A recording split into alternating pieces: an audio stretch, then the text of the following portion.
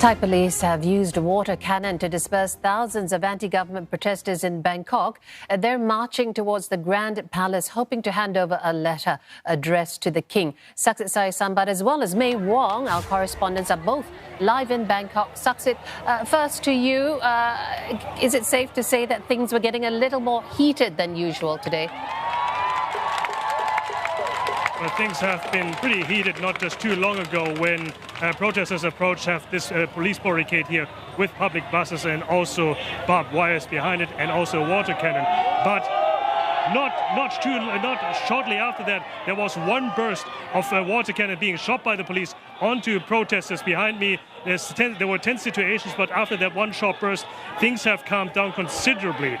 Protest leaders are currently in negotiation with the police right now. The original intent, of course, was to go to Grand Palace and to hand over a letter with demands for reforms. But let's just talk a little bit more about the situation right now here. Right now, a representative of the police is coming out to apologize for this warning shot.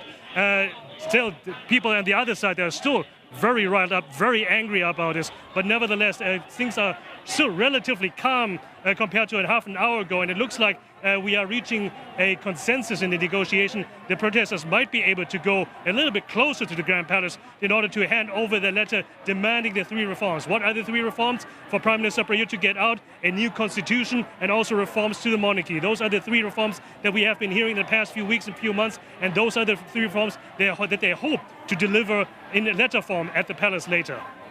Saksit, thank you. May, let's bring you in now. In the past, there's been a general peaceful mood in these marches with the protesters dispersing after a certain time. What's the mood like where you are? As you can tell right now, the mood is really, really calm. In fact, the people have already settled down. They're not going to disperse anytime soon. But of course, when word came out, the fact that the police actually fired water cannons, well, it got people really, really riled up. And in fact, earlier, there was a whole bunch of people that were just running towards the Grand Palace. As you can see right behind me, that's the brightly lit place. And that's where the Grand Palace is. And people were rushing towards over there because they say, you know what, we need to give support to the frontliners were up front, and that's the reason why they have surged forward to this particular area. But now everything seems to be under control. They've actually sat down and they've actually, perhaps just try to take a moment and see what is going to happen next.